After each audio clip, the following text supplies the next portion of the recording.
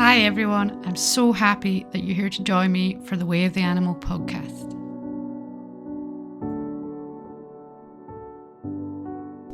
Are you going to introduce this week's topic? Sure. Well, I thought as a continuation of before, it was the thought that came to me at the end of the last one about the change in our situation and how we're going to be more remote. And the one you mentioned was ordering things off of Amazon. And it kind of got me thinking about the convenience lifestyle that everyone lives these days, and how easy it is to buy things and how reliant you get on that. And I know for me for a fact that sometimes you buy things that you convince yourself that you need, but it's more of like a dopamine hit for buying stuff. Do you know what I mean? Yep. And when you go to more remote living, or even living on a budget, or however you sort of change your way of being, that relying less on buying and convenience, I think is better for you.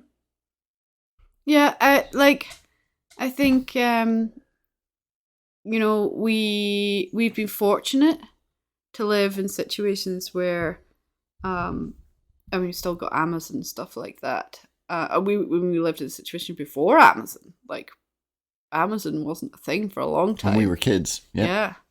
But like living on the island, so your local stores only had very limited stuff. And yeah, we lived on a budget and things like that. So I think a lot of that, like that's where I learned to.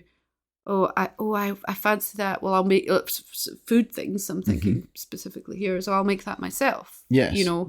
And that's where I got a lot into. I'll make that myself. So I can remember, I had a dog client come around wanting a behavior session. And I was like, oh, just 2 minutes. I'm just finishing making some rolls. We're going to go to the beach and have burgers and rolls tonight. So it's like, I didn't have any rolls in. Yeah. I wasn't going to the shop to get rolls. I made some rolls, planned ahead for the burgers and rolls, and it's just like, it sticks to me because they remember. They're like, you're doing that, and you're making rolls for burgers. I'm like, well, I want rolls. I'm making rolls. You know, that's it. It just became normal to, if I wanted something that I could make. But you considered can I make this or an equivalent? Yes, this is it. So I'm just kicking off with that. Like that's something that I have done a lot. So we're what the buzzwords are is we're in an ingredient household, apparently. Oh, okay. Which means you have all the ingredients to make things rather than having pre-made things in the house. Okay. Yes. Definitely. Yeah. We definitely are that way. Yeah. We cook things. Well, it's more than that. Like we have the ingredients to make the things. So it's like I want pancakes. Well, I don't have a pancake mix. Yeah. Or bought pancakes. I get the flour. I get I get all the different ingredients. Pasta and, we make it. So it's just like, so when you have ingredients in your house, it stops you going, I really crave this. I really want it. Oh well, I'll just pop to the shop and get it. Yes. And which financially and health wise, and I think even mental health wise, it's not a good thing. No, and it teaches you, do you really want it? Or you just, it's like as well. And do you want it enough to actually go through the work of doing it? Yeah. And I think, like that always surprises me when people even half an hour from time will go in for like 2 things. Yes. Yeah. Like that's like, huh? Yeah, that's it.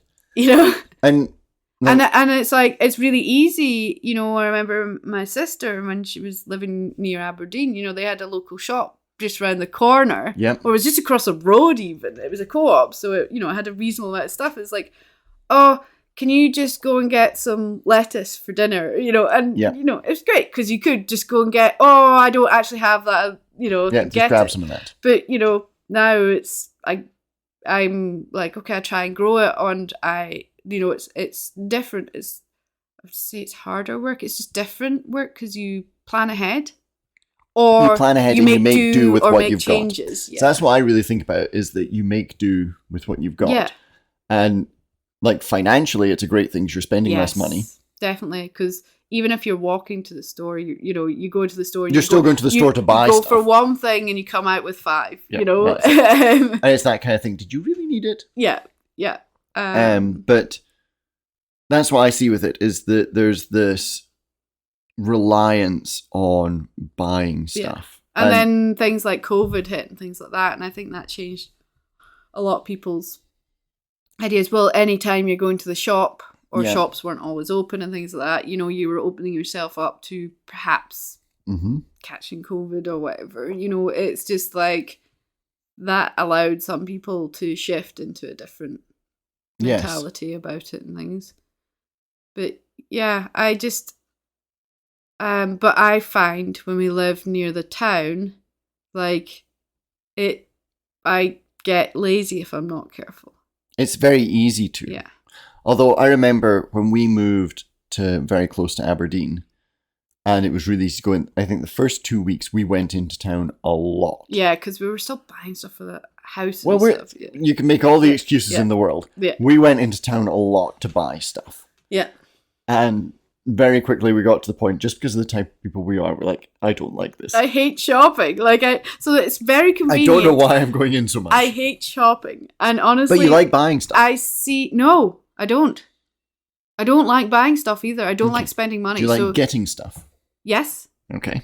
But I don't like spending money. I absolutely hate shopping. Yeah.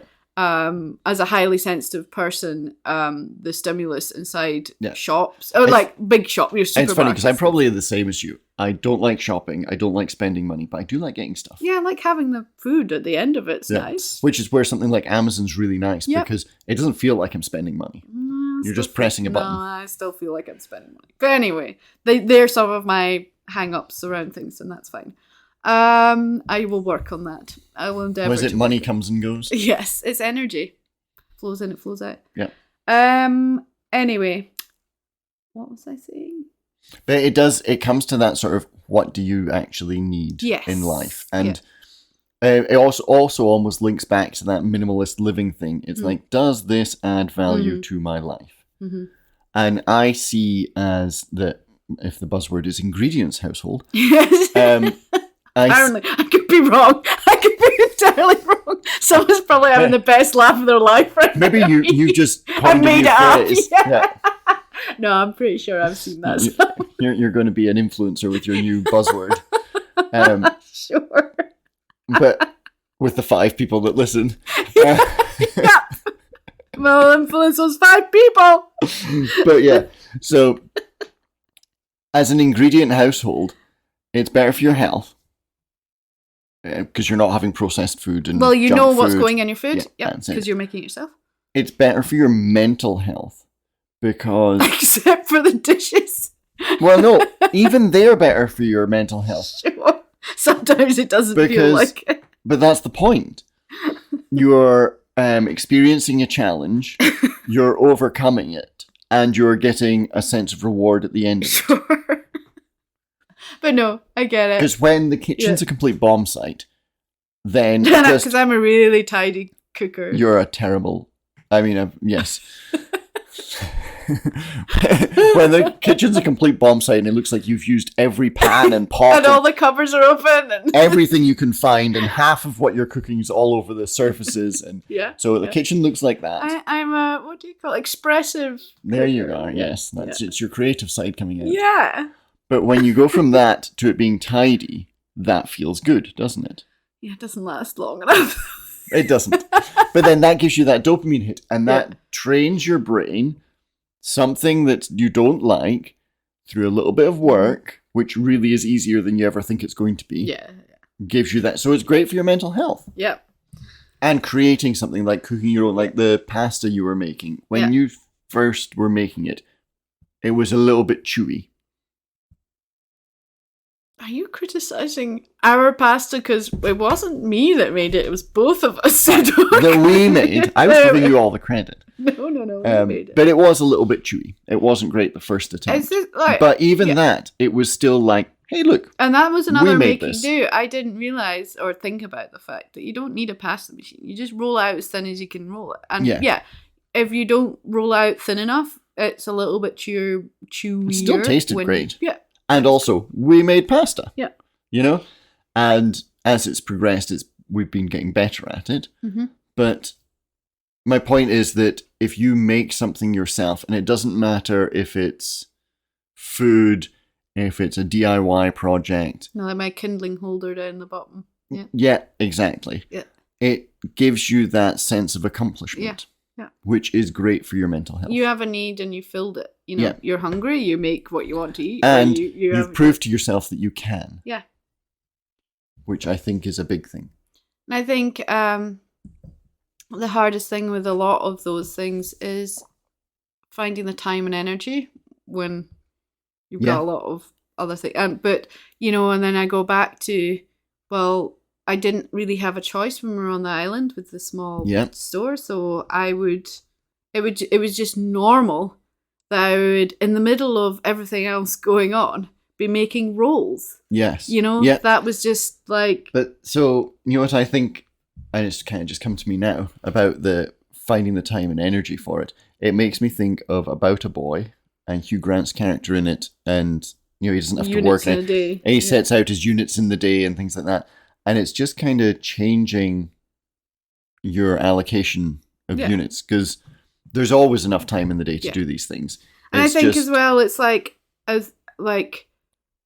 some of the challenges with doing things yourself where you've always bought it. So like the pastas, we'd never made pasta before, so it took us longer the first time. Yes, because it was like, what do I do? Oh, what do I do? How does it feel? What do I do? You know, and you're more worried about it being right. It's that sort of thing. It's even with the sourdough. Well, the sourdough, I started that journey March, and we're August now. Yeah, and I don't think about it now. Yeah, so it's in 5 months. Yeah, it's completely blasé. Some loaves are just don't turn out as well, or I get called away for an afternoon and I haven't. That has nothing to do with me. So they overprove. So then, you know, it's not.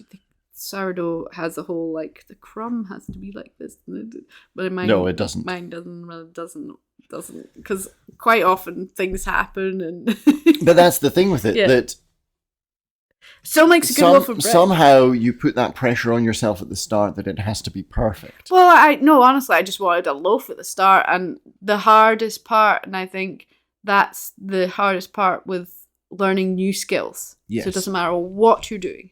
You're learning new skills. You have that perception of it should be like this. Yeah. And you judge yourself on it being like that without any experience or the knowledge that someone has from doing it for a few times or a length of time or something like that. And that's the challenge, is not giving up on yourself and doing it just because it's not looking like the perfect thing. Yeah. And I remember, I can't think where it came to me, but it was something creative, and I can't remember what it was, and it might come to me or it might not, but I suddenly had this, what to me, and this is going to seem really obvious to lots of people, but to me it was a big epiphany, that in creative things, especially like kind of artsy type things, which I am not very good at, naturally, that the imperfections and the things that you don't do well most stand out to you, and 90% of people don't even see it. Yes. And like, it makes it yours. Yes. So it's part of your style, your so flair. I think it might have came from, was it from a little carving or something I did? I can't remember what it was, but I could see a glaring thing wrong with it that I thought was wrong with it. But then when I flipped it to not thinking about it like that, then I thought it was good. Yeah. You know, it was just that you can be so self-critical. So likes of your sourdough loaves. Yeah.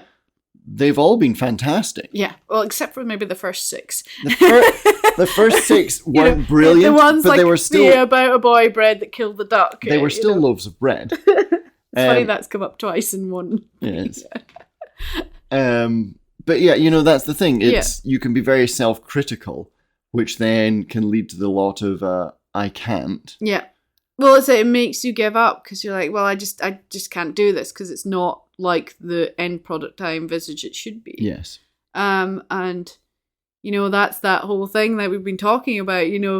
Future and present. Yep. And part of the journey is learning and making mistakes in your life and making mistakes with things you do. And one of the best mistakes that me and my friend Eve made was we were making delicious chocolate mousse, and I think we were using my mixer, my electric mixer, and I think we left it mixing too long, and it turned real weird consistency. It was really thick and not light and fluffy like a mousse. It was just not right, and so I think we basically threw a big glug of Baileys in it and put it in the freezer.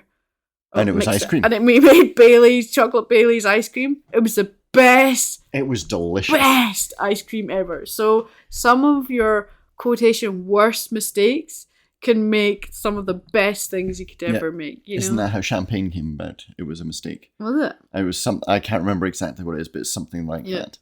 But that's the thing. And getting out and trying and being happy that the things you do might not be as good as a quotation professional.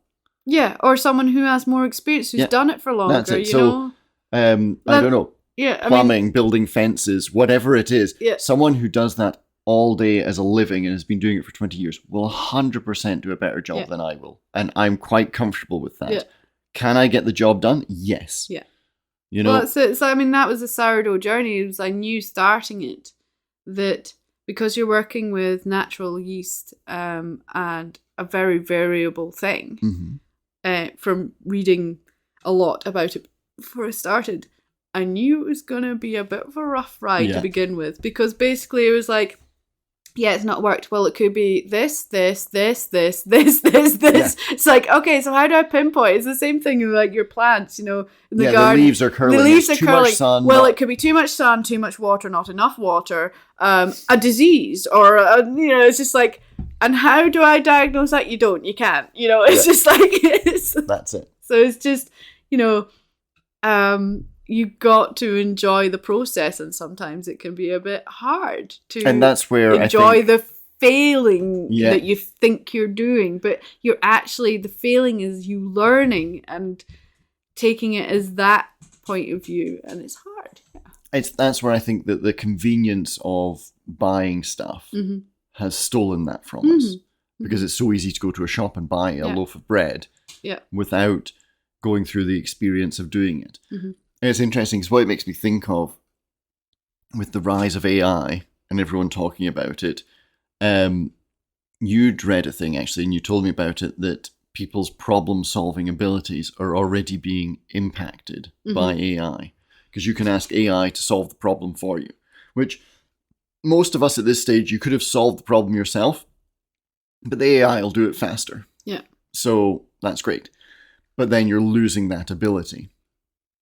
And I feel like with the rise of, shopping. Consumerism. Yes, that's what I'm looking for. Yep. With the rise of that we've lost a lot of abilities. Yeah. The skills of survival, even maintaining your car. Yeah. A lot of that is now, it just goes to the garage. Yeah. Yeah. I think, like I said, even in our generation, that was a thing, but we were lucky, or I was lucky, because I lived on an island. So, it didn't hit as soon. Yeah. But that's it. That's the remote living, the being slightly more isolated, or being on a budget. But we've always lived on a budget a lot of our life. Yes. And I also like being quite self-sufficient. I like knowing how to do things. I like know how to make things, and I'll see things that inspire me on the internet. Like, you could buy this and I could do that. That's nice. I could make that, It's, for me, I know exactly where it comes from. It comes from a thing that I picked up as a childhood of the you can't, which I, in all stubbornness, rebel against. Yeah. And I like to believe I can. So it's a big need of mine to be able to do everything that I need to survive. And it's really empowering to be able to do things. Yeah. Yeah. But the modern world is moving much more to you just hit a button and it'll happen for you. Yeah. Yeah. And it's easy to, because we're kind of forced into this feeling of we're always don't have much time and that we're always busy with work, and then outside of work there's always all these other activities and things going on, especially when you've got kids and things like that, and it's just like, well, how do I fit anything in? You know, it's funny. So they say that what money gets you in life is time, because you can pay someone to do it. Do you not think then that money robs you of experience? It depends. It depends if where you've gone to and where you go to. So like if you pay someone to mow your lawn and you take that time to go and... That's fine. I'm happy. I don't need the experience of mowing a lawn. But the thing is, that's that time to go and learn something new. That's great. Okay. If you pay someone to mow your lawn and you take that time to sit and watch some reality TV show, then that money is robbing you of experience and it's something like, positive. Because mowing your lawn is, well, it depends how you're doing it. For us, it's walking behind a mower. For sitting on a mower, it's different. But there's a bit of a meditative activity to it. There definitely is. It gives you time to contemplate. There's like we talked about before. There's that something's not right. You're putting in a bit of work and you're getting a good result at the end. There's exercise, there's being outside, there's pride. Like you get all these good things. There's also, because it's kind of it's not necessarily monotonous, but it's a very sort of a patterned thing that you're doing. You know, you're driving up and down, whatever.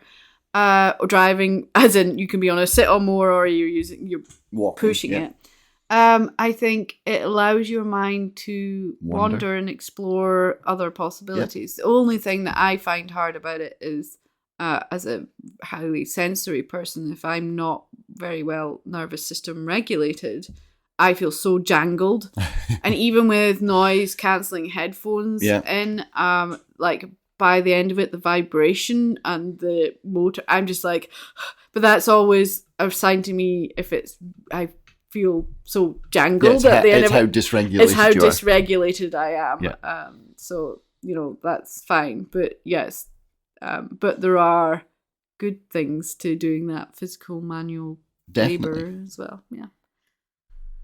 Yeah. It's because I think about it and I think about adding value to your time and not going, I've got time so I can just lay around. And like we have a habit of that, especially like weekends.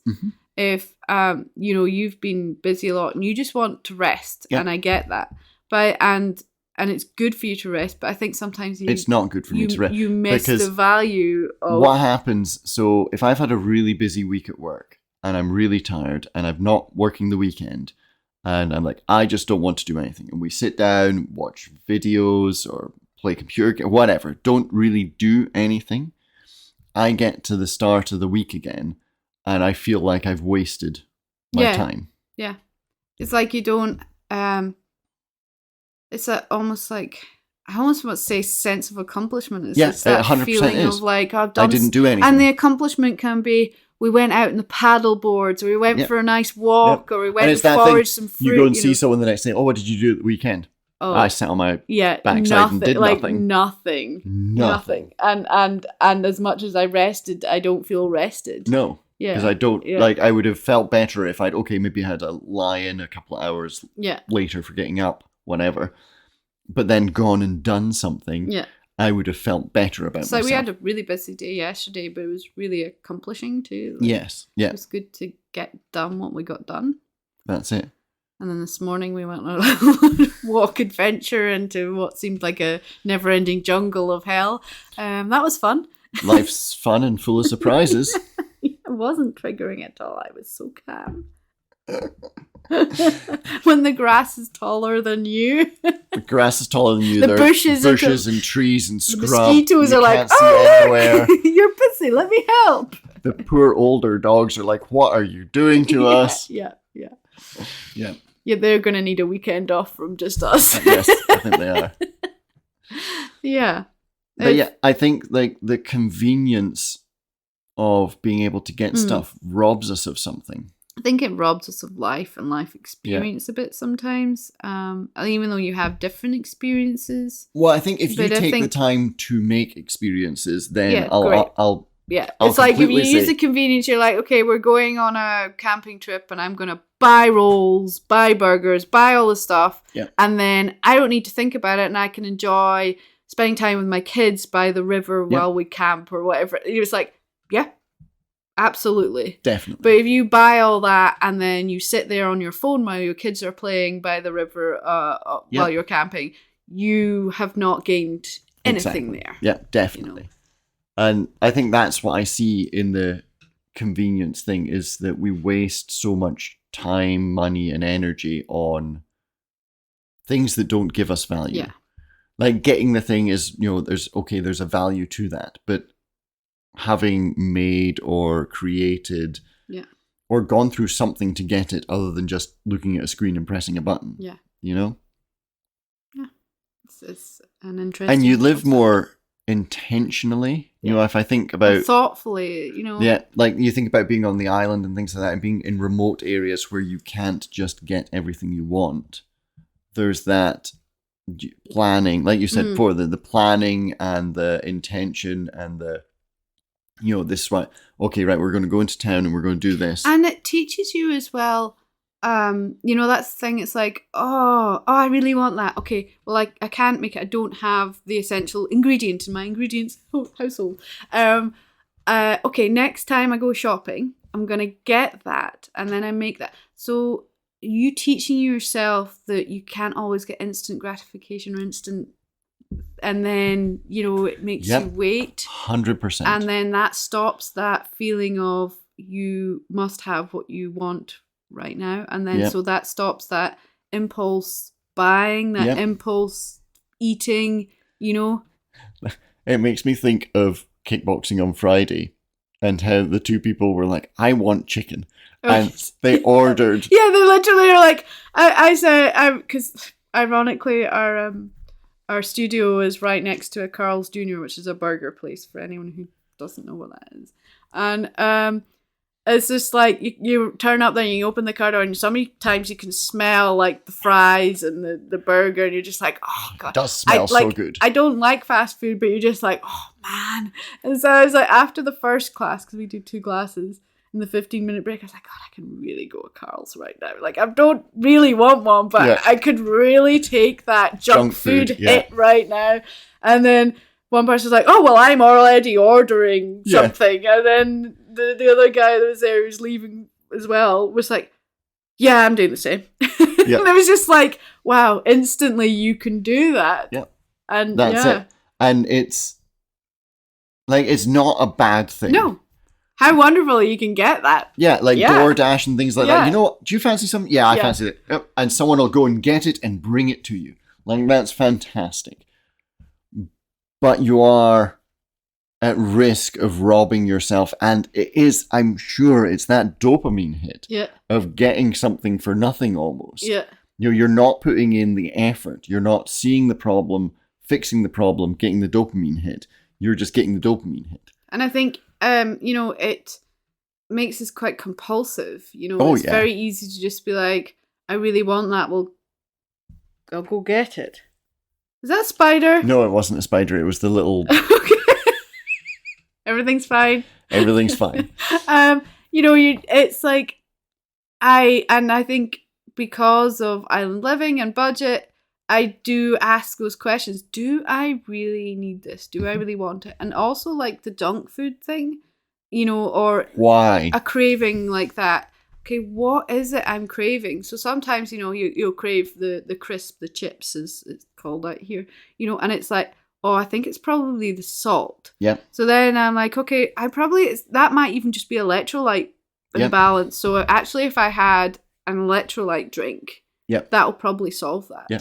The junk food, that's sometimes that's like wanting comfort and understanding, okay, I'm just not feeling great at the moment. Okay, what can I do to help myself feel better that isn't just junk food? Yes. Yeah, as much as the junk food would have been done a that way job. of doing that, let's see how I can help myself. It's just like taking that extra step to just because I've had that where I can't just get it. I have that habit now of like, okay, why am I wanting this? That's it. And that's why I think in the modern world we live in convenience, I think we're robbing ourselves of so much. Yeah, it's like we're just not feeling into why that's suddenly come up or why we're wanting that. And like that sort of, as well, that dopamine hit, you just want to buy stuff because you feel low. Yeah, well, I mean, I can understand that, but how can you add value to your life so you don't feel so low? That's it. And financially, buying stuff to make yourself feel better isn't a good solution. No, because then you quite often end up feeling worse because you've got no money. You've spent your money on something that actually turns out hasn't brought you any more joy or meaning to your life, It's, what was the meme you saw about the internet and intelligence? Remember. I can't remember. It's something along the lines of, everyone thought, we've got all the knowledge in the world. All the knowledge in the world at our fingertips, and we're as stupid as we could ever be. Yeah. But that's the thing. And I think some of that convenience doesn't help, because these days, there isn't a single thing in the world that you could be asked to do that you couldn't just pick up your phone and learn how to do.